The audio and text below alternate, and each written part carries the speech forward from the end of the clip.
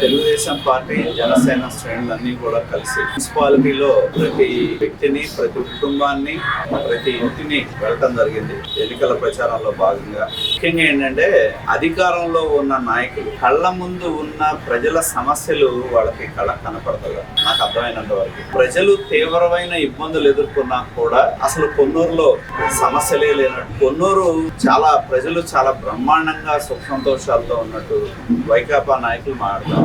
నిన్న వైకాపా అభ్యర్థి కూడా మాట్లాడాడు. నేను అనేది ఏంటంటే వాళ్ళు ప్రజల మధ్యకు వెళితే ప్రజా సమస్యలు అనేది తెలుస్తాయి. ప్రజల్లో ఊరేగితే ప్రజా సమస్యలు తెలియదు. ఎందుకంటే మేము ప్రతి ఒక్క కుటుంబాన్ని కలిసాం, ప్రతి వ్యక్తిని కలిసాం, ప్రతి మహిళని కలిసాం, అందరినీ కలిసాం. ముఖ్యంగా కొన్నూరు మనకు 100 ఎకరాల చెరువు ఉంటుందని మనం చెప్పుకుంటాం. దాన్ని ఆనుకోనున్న దళిత వాడలోనే తీవ్రమైన నీటి సమస్య ఉంది. నిడుబ్రోల్లో మీరు ఎక్కడికైనా వెళ్ళండి, ఆనుకోనున్న దళిత వాడ మొదలు పెట్టుకొని నిడుబ్రోల్లో ఏ మూలకి వెళ్ళినా కూడా తాగునీరు రావటం లేదనేది ప్రజలందరూ చెప్తా ఉన్న ఒకే మాట. వైకాపా ఎమ్మెల్యే నిన్నటి వరకు, ఇవాళ ఉన్న ఎంపీ అభ్యర్థి మొన్నటి వరకు ఎమ్మెల్యేగా ఉన్న వీళ్ళు ఎంత గొప్ప వాళ్ళు అంటే దానిలో ఆలమ్మాయన్ని కలిపేది చెడిపోతే దానికి కూడా కమిషన్ అడిగితే చేసేవాడు పారిపోయాడు. చాలా చోట్ల ఈ ప్రభుత్వం వచ్చిన తర్వాత ఎక్కడ పైప్ లైన్ లేదు. మీరు ఒక టౌన్ కాదు, మీరు చేబ్రోలు వెళ్ళండి, చేబ్రోల్లో ఏ మూలకి వెళ్ళినా కూడా చెప్పేది మంచినీటి సమస్య. ప్రధానంగా మన నియోజకవర్గంలో పట్టణంతో కలుపుకొని మేజర్ జనాభా ఉన్న ఊళ్ళు ఏ ఊరు వెళ్ళినా కూడా ప్రతి ఊళ్ళో కూడా తీవ్రమైన మంచినీటి సమస్య ఉంది. ఈ ప్రభుత్వం వచ్చిన తర్వాత అది కూడా నేను చెప్తున్నా, ఈ మధ్యన ఎన్నికల ముందు హడావుడిగా కొన్ని ప్రారంభోత్సవాలు, కొన్ని శంకుస్థాపనలు చేశారు, ఏదో పనులు అయిపోయినట్టు. ఉప్పలపాడు గ్రామానికి మా ప్రభుత్వం 2019లో ఉన్నప్పుడు 2,73,00,000 రూపాయలతో మున్సిపాలిటీ నుంచి నీరు ఇవ్వాలి, ఆ ఉప్పలపాడుకి వెంకటకృష్ణాపురానికి అని పైప్ లైన్ శాంక్షన్ చేస్తే మేము ఉన్నప్పుడే పని అయింది. ఒక్క 10 అడుగుల పైప్ లైన్ కార్పొరేషన్ అని కలపాలి. దానికి 4 సంవత్సరాల 10 నెలల కాలం పట్టింది. ఎన్నికలు వస్తున్నాయి కాబట్టి ఎక్కడో ఒక లైన్ కనెక్ట్ చేసి మోటార్లో పెట్టి ఆన్ చేసి ప్రారంభోత్సవం అయింది మా మారించాను. మళ్ళీ అదే ఊళ్ళో మంచినీళ్ళు, వెంకటకృష్ణాపురంలో కూడా మంచినీళ్ళు. అలాగే పట్టణంలో వాళ్ళు చేసామన్న అభివృద్ధి ఏంటంటే నాకు కనపడింది, వాళ్ళు కోరుకున్న పనులు చేసుకున్నారు, ప్రజలు కోరుకున్న పనులు చేయలేదు. మేము కన్యకా పరమేశ్వర గుడి దగ్గర రోడ్డు వేసిన రోడ్డు పోయిందంటే మళ్ళీ అదే దాని మీద రోడ్డు వేశారు. అలాగే నేను తిరిగినప్పుడు 2-3 వార్డులు చూశాను, వేసిన రోడ్డు సంవత్సరంలో పోయింది. విచిత్రంగా మొన్న 5వ వార్డు తిరిగా. ఎంత విచిత్రం అంటే ఆ రోడ్డు అక్కడ ఉన్న వాళ్ళు మాకు రోడ్డు కావాలని అడిగితే అక్కడ ఉన్న నాయకుడి కోసం సైడ్ డ్రైన్ కట్టారు. ఇప్పుడు రోడ్డు మీద నీళ్ళు డ్రైన్లోకి వెళ్ళావు, డ్రైన్లో తిరిగి మళ్ళీ వర్షం పడిందంటే డ్రైన్లో నీళ్ళు రోడ్డు మీద రావాలి సార్. ఎవరికి ఏదో ఆ డ్రైన్ మీద పూర్తి చేసి మమ అనిపించారు. అదే 25వ వార్డు తిరిగినప్పుడు శ్రీరామ మున్సిపల్ హై స్కూల్ పిల్లలు ఉంటారు, కమిషనరు ఉన్న డ్రైన్ ని పగలగొట్టించింది. మేము తిరుగుతుంటే ఆ స్కూల్ గోడ అనుకుని మొత్తం మురుగునీళ్ళే. ఎక్కడికి వెళ్ళినా ఇది చేసిన అభివృద్ధి అనేది చెప్తున్నారు. సొసైటీ దగ్గర మనం చూస్తాం, టీచర్స్ కాలనీ దగ్గర చింతలపూడి ఊరు చివరి నుంచి మొదలు పెట్టి ఒక డ్రైన్ కట్టి అక్కడ వదిలేశారు. ఆ బ్రహ్మంగారి గుడి మూల వరకు వదిలేశారు. అసలు ఆ డ్రైన్ నీళ్లు ఎటుపోవాలి ఏంటి కలపటం కానీ ఏమీ లేదు. నాయకుల కోసం, వాళ్ళ పర్సంటేజీల కోసం, వాళ్ళ డబ్బుల కోసమే కొన్నూరు పట్టణంలో పనులు తప్పితే ప్రజల కోసం కాదు అనేది మా పర్యటనలో స్పష్టంగా కనపడింది. వాళ్ళ దోపిడీ కోసం అవన్నీ కూడా ప్రజల యొక్క అవసరాల కంటే కూడా నాయకులకి ఎంత పర్సంటేజ్ ఇవ్వాలి, నాయకుడికి ఎంత లాభం కలిగించాలి, ఇది ప్రధానంగా ఉంది. నేను నిన్న చెప్పే మళ్ళీ చెప్తున్నాను, సాక్షిలో వచ్చిన వాటి మీద కానీ నిరాధారణమైన ఆరోపణల మీద, వార్తల మీద మా పోరాటం నిరంతరం కొనసాగుతుంది. మళ్ళీ నిన్న వైకాపా అభ్యర్థి దానికి సర్టిఫికేట్ ఇస్తాడు. సాక్షే అవినీతిలో నుంచి పుట్టింది, వీళ్ళు కూడా అవినీతిలో నుంచి పుట్టినాడు. వీళ్ళు ఏమనుకుంటున్నారంటే మేమంతా శ్రీ వైష్ణవులో అనే దృక్పథం ఉంది. ఖచ్చితంగా మేము ఏదైతే చెప్పామో దానికి కట్టుబడి ఉన్నాం. నేను అంతకుముందు కూడా చెప్పా, సమన్వయకర్త అభ్యర్థి అయ్యాడు. నామినేషన్ ఏదైతే ఆయన అడుగుతా ఉన్నాడో, ఆయన ఛాలెంజ్ చేస్తున్నాడో ప్రతి ఛాలెంజ్కి మేము సమాధానం చెప్తాం. మా నామినేషన్ అయిన తర్వాత ఆయన ఏదైతే మాతో అభివృద్ధి ఏంటి, మీరు ఏం చేశారని చెప్పి పలు సందర్భాల్లో అడిగారో, నామినేషన్ అయిన మరుసటి రోజు నుండి కూడా ప్రతిరోజు మేము చేసిన అభివృద్ధి గురించి చెప్తాం. ఆయన సర్టిఫికేట్ ఇచ్చుకుంటున్నాడు కదా, వాటి మీద కూడా ఎన్నో అంశాలు ఉన్నాయి. వాటన్నిటిని కూడా మేము ప్రజల ముందు ఉంచుతాం.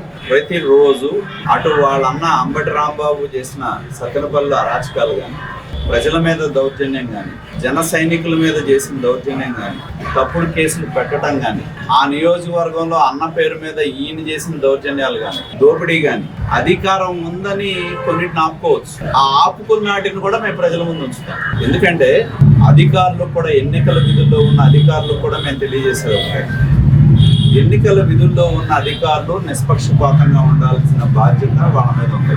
ఎందుకంటే 2-3 ప్రధానమైన అంశాలు మేము తెలుగుదేశం పార్టీ పరంగా ఎన్నికల కోడ్ అమలులోకి వచ్చిన తర్వాత ఓపెన్ గా వాడు వాలంటీర్లతో మీటింగ్ పడుతున్నామంటే దానికి కంప్లైంట్ ఇచ్చిన వాలంటీర్ల మీద చర్యలు తీసుకున్నారు, కానీ ఇంతవరకు ఆర్గనైజర్స్ మీద చర్యలు తీసుకోవాలి. 1.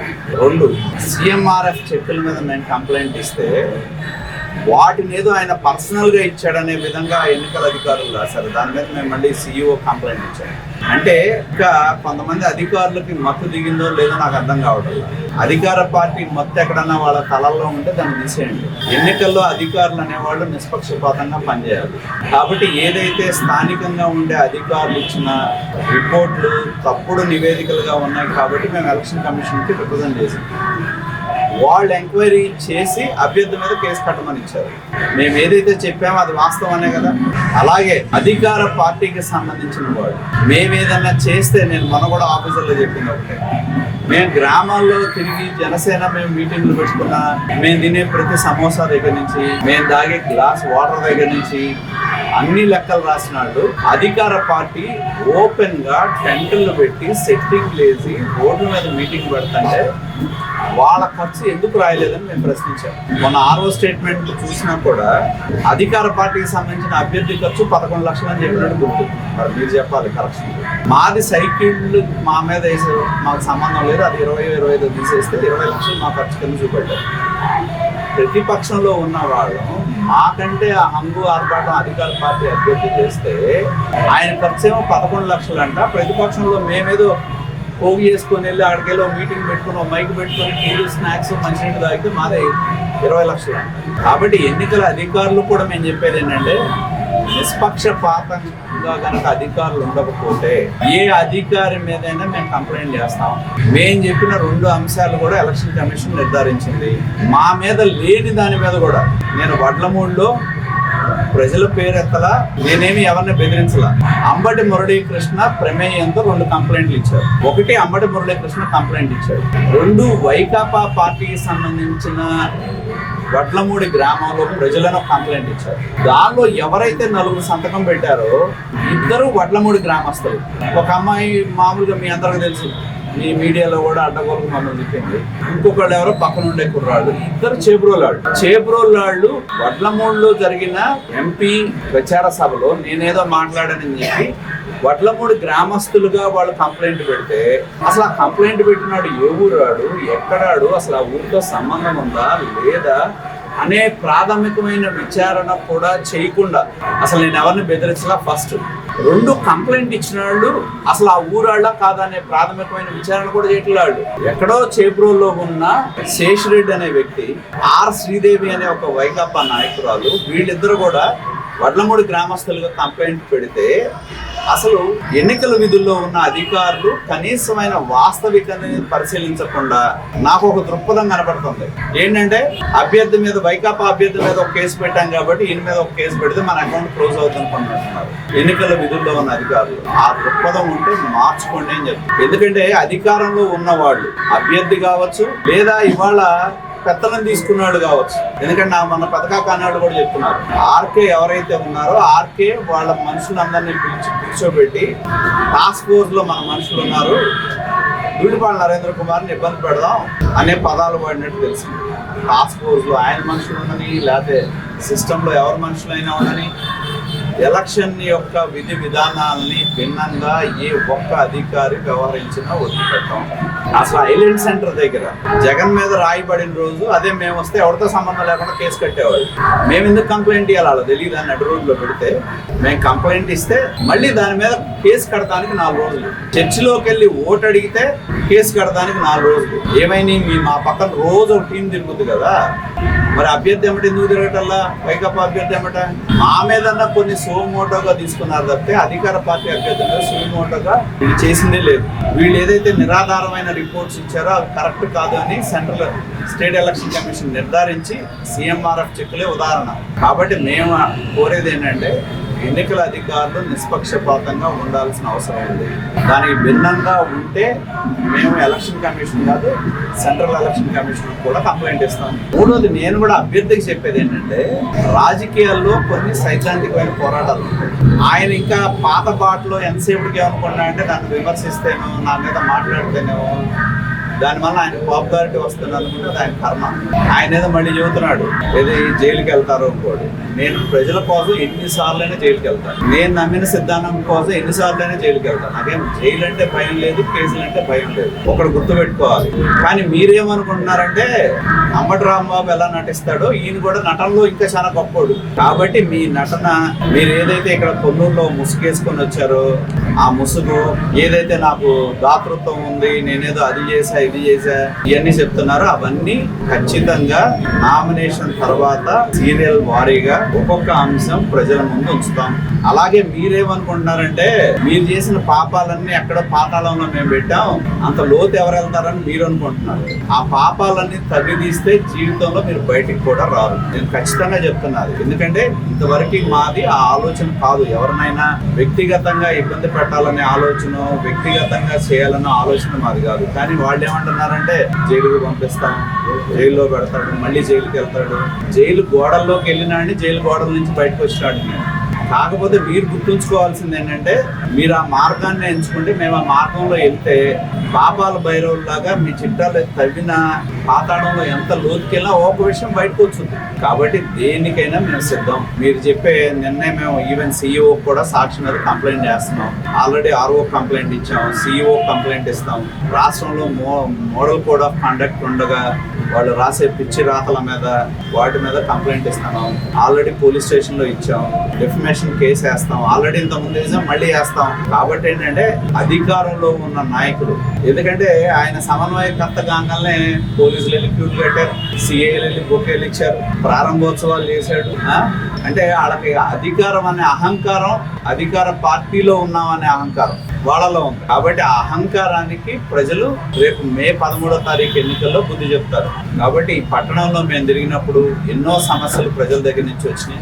నీటి సమస్య, కొన్ని ప్రాంతాల్లో నీటి సమస్య కావచ్చు, కొన్ని ప్రాంతాల్లో కమ్యూనిటీకి సంబంధించిన భవనాలు కావచ్చు, షాదీఖానాల నిర్మాణం కావచ్చు, కొన్ని కమ్యూనిటీస్ ప్రత్యేకించి కమ్యూనిటీ అవసరాల కోసం కానీ, అదేవిధంగా చాలా మంది అసోసియేషన్స్ ముఖ్యంగా వాళ్ళందరికీ ఒక అడ్రస్ లేకుండా ఉంది అనేది వాళ్ళు మా దృష్టికి తీసుకొచ్చారు. కాబట్టి కొన్నూరులో ఉన్న అసోసియేషన్స్ దృష్టిలో పెట్టుకొని ఒక కామన్ ఫెసిలిటీ సెంటర్ అనేది మేము క్రియేట్ చేయాలనే ఆలోచనలో ఉన్నాం. అలాగే మేమందరం కూడా కూర్చొని, మేము అన్ని మండలాల నుంచి కూడా మేము ఒక ప్రణాళికతో, తెలుగుదేశం పార్టీ, జనసేన, BJP ఇవన్నీ 3 పార్టీలు కూటమి, మేము ఒక ప్రణాళికతో కొన్నూరు నియోజకవర్గం గురించి ఒక అభివృద్ధి ప్రణాళిక అందరం కూడా కూర్చొని, కూటమి అధికారంలోకి వచ్చిన తర్వాత ఈ నియోజకవర్గంలో, నియోజకవర్గ స్థాయిలో కూటమి పార్టీలు అందరం కూడా కూర్చొని ఒక మేనిఫెస్టోని కూడా మేము రిలీజ్ చేసే విధంగా మేము ప్రజల ముందుకు తీసుకొస్తాం. అలాగే ప్రధానమైన గ్రామాలు ఏవైతే ఉన్నాయో, ఎక్కువ జనాభా ఉన్న గ్రామాలు, ఒక నంబూరు, ఒక పెదకాకాని, ఒక చేబ్రోలు, ప్రధానమైన గ్రామాల యొక్క అవసరాలు ఏవైతే ఉన్నాయో వాటికి కూడా ఒక ప్రత్యేకమైన ప్రణాళికను మేము రూపొందించుకుంటాం. కాబట్టి ఎన్నికల్లో మేము సంక్షేమం, అభివృద్ధి ఈ 2 అంశాలుగా మేము ప్రజల్లోకి వెళ్తాం. గతంలో మేము చేసిన అభివృద్ధి ఏంటి అనేది ప్రతి గ్రామంలో ప్రజల ముందు మేము ఉంచుతాం. అలాగే రేపు రాబోయే రోజుల్లో ప్రజలు ఇచ్చిన అధికారం ద్వారా మేము తిరిగి నియోజకవర్గంలో ఏం అభివృద్ధి చేస్తామనే ఒక స్పష్టత వచ్చే విధంగా 3 పార్టీలు కూడా నియోజకవర్గ స్థాయిలో ఒక మేనిఫెస్టోని మేము రూపొందించి ప్రజల ముందు ఉంచడం జరుగుతుంది. అలాగే ప్రధానమైన పార్టీలకు సంబంధించి కూడా మేము ప్రజల ముందు ఉంచుతాం. సంఘం డైరీ కానీ, ట్రస్ట్కి సంబంధించి కానీ మొత్తం రికార్డులు వాళ్ళు బ్యాంకు నుంచి తీసుకున్నారు. వాళ్ళు ACB కేసు సందర్భంగా ఒక ప్రైవేట్ ఆడిటర్ను కూడా హైర్ చేసుకున్నారు. ప్రతి ట్రాన్సాక్షన్ ఏదైతే ఆ అకౌంట్ నుంచి జరిగిందో ప్రతి ట్రాన్సాక్షన్ ని వాళ్ళు వెరిఫై చేశారు. ట్రస్ట్ కి సంబంధించి హాస్పిటల్ నిర్మాణం అప్పుడు కూడా హాస్పిటల్ నిర్మాణం జరిగి 5 సంవత్సరాలైనా ఆ రోజు పనిచేసిన బేల్దార్ మేస్త్రీలకు మేము ఇచ్చిన పేమెంట్లు కూడా వాళ్ళు పిలవడం జరిగింది. కాబట్టి ఇంకా కొత్తగా వాళ్ళు సంఘం డైరీ గురించి మాట్లాడేది అంటే, సంఘం డైరీ అనేది కంపెనీ, అది కంపెనీ కింద రిజిస్టర్ అయింది. కంపెనీ కింద స్క్రూటినీ జరుగుతుంది, ఇన్కమ్ ట్యాక్స్ స్క్రూటినీలు పడతాయి, ఎంప్లాయీస్ ఇస్తాం, రెగ్యులర్గా ఇన్కమ్ ట్యాక్స్ జరుగుతుంది. అలాగే మేము ఏదైనా కంపెనీ వైలేషన్స్ జరిగితే ఖచ్చితంగా కంపెనీ లా అప్లై అవుతుంది. ఇన్కమ్ ట్యాక్స్ అనేది మేము రెగ్యులర్ గా ఫైల్ చేస్తూనే ఉంటాం. కేంద్ర ప్రభుత్వం రాష్ట్ర ప్రభుత్వానికి సంబంధించిన అన్ని పర్మిషన్స్, స్టాట్యూటరీ పర్మిషన్స్ మాకు ఉంటాయి. మరి ఇంత పెద్ద పుస్తకాలు తీసుకెళ్లి ఏసీబీ బ్యాంకుల దగ్గర నుంచి తీసుకెళ్లి ఆర్డర్ల నుంచి తీసుకెళ్లి వాళ్ళు తేల్చింది ఒక చిన్నది ఉంటే చెప్పమని ఒక ట్రాన్సాక్షన్. చివరికి నేను ఎందా చెప్పినట్టు 5 ఏళ్ల క్రితం ఆ బేల్దార్ మేస్త్రి ఎవడో మాకే తెలియదు. అతన్ని కూడా పిలిపించారు. ఏమని, నీ అకౌంట్ లో ట్రస్ట్ నుంచి 20 లక్షలు ఎట్లా బండి, ఇప్పుడు మీరు నేను ఇల్లు కట్టుకుంటాం, మీరైతే కొంతమంది ఇల్లు కట్టుకున్న వాళ్ళు డబ్బులు ఇస్తారు, క్యాష్ ఇస్తారు, మేము ఇవ్వలేము, మేము ఫైల్ చేయాలి. ఆ మేస్త్రి అకౌంట్ లో డబ్బులు వేస్తారు, ఆ మేస్త్రి తన కింద పని చేసిన వాళ్ళు ఇచ్చుకుంటాడు. ఓపెన్ ట్రాన్సాక్షన్ అది. మేము ఏదైనా స్లాబ్ వేయకుండా, బిల్డింగ్ కట్టకుండా మేము ఏదైనా ఎవడ అకౌంట్లో వేస్తే మా తప్పు ఖచ్చితంగా. అసలు వాడే మర్చిపోయాడు మా పని చేసినట్టు. ఏంట్రా బాబు అంటే, నా పన్నాళ్ళ డబ్బుల కోసం నా అకౌంట్లో వేసారండి, ఆ రోజు ఆ ఫలానప్పుడు నేను పని చేశాను, హాస్పిటల్ స్లాబ్ వేసానని చెప్పాడు. మరి ఇన్ని వెరిఫై చేసుకున్న తర్వాత ఇది నేను అదే చెప్తుంది. ఇప్పుడు వాళ్ళు సాక్షిలో రాసి కరెక్ట్ అంటున్నాడు కదా ఎమ్మెల్యే కూడా, అభ్యర్థి కూడా. ఎమ్మెల్యే కూడా ఇంతకుముందు అదే చెప్పాడు. 5 ఏళ్లలో ఒక్క ఎంక్వైరీ ఎందుకు వేయలేదంటున్నా. ఆ ప్రశ్న అది.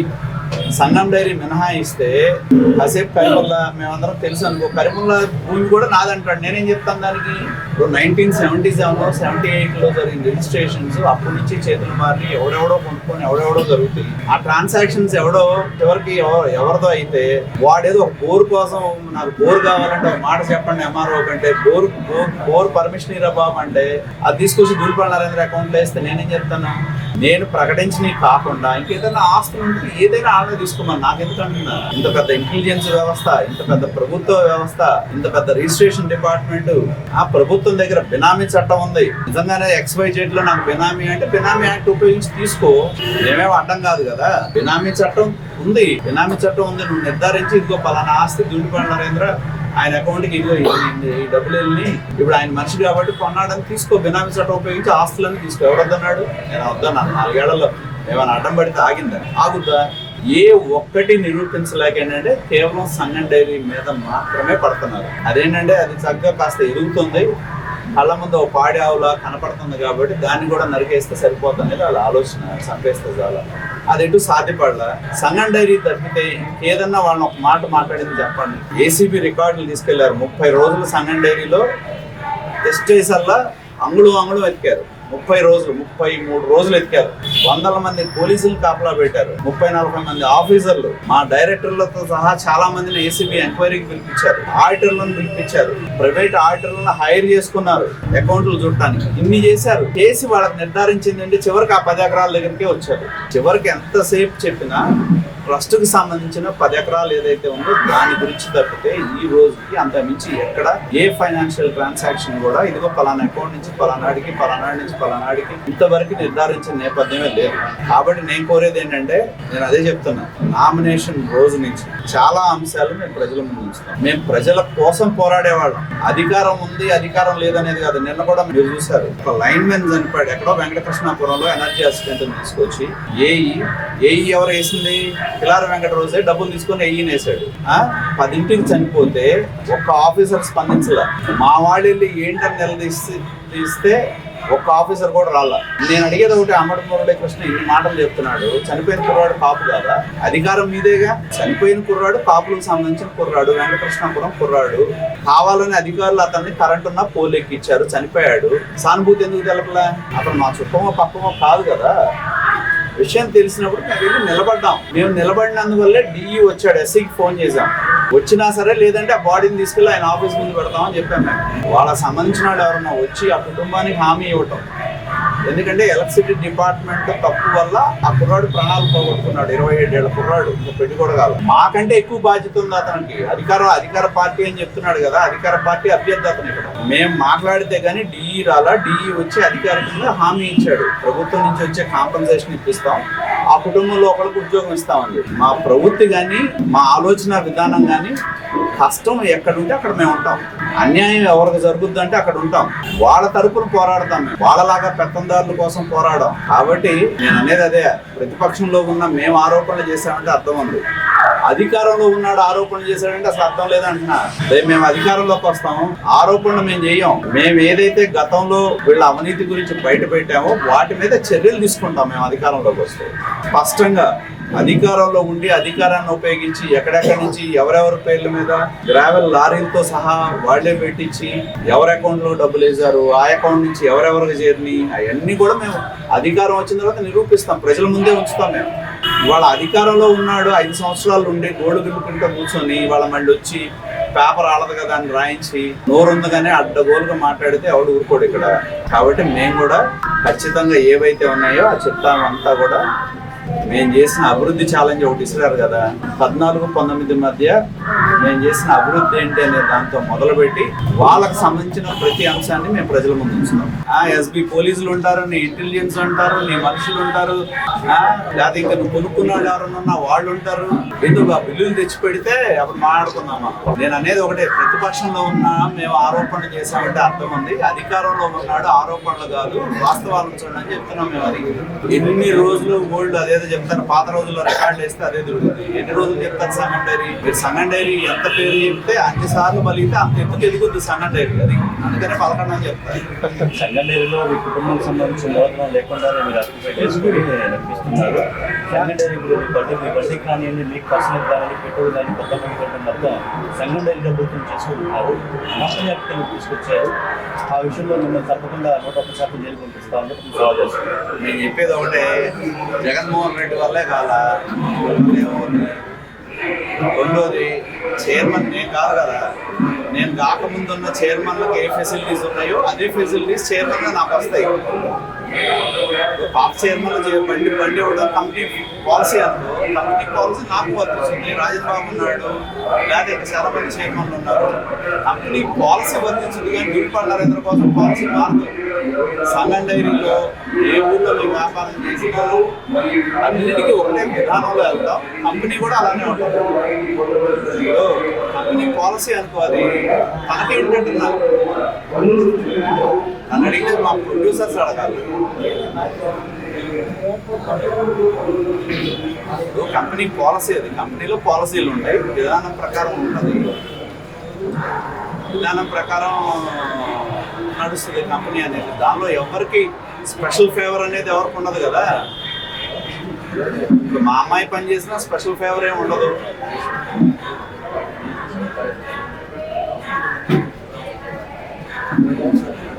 అది చెప్పాడు కదా, కంపెనీ రూల్స్ ఏ ఎంప్లాయీకి అయితే వర్తిస్తాయో అదే రూల్ వర్తిస్తాయి. కంపెనీ అనేది చట్టం పరిధిలో పనిచేసేది, దానిలో వ్యక్తులను బట్టి ఎగ్జంప్షన్ అనేది ఉండదు. వ్యక్తులను బట్టి ఎగ్జంప్షన్ అనేది ఉండదు. ఎవరికైనా ఒకే విధానం, ఎవరికైనా ఒకే పాలసీ ఉంటుంది.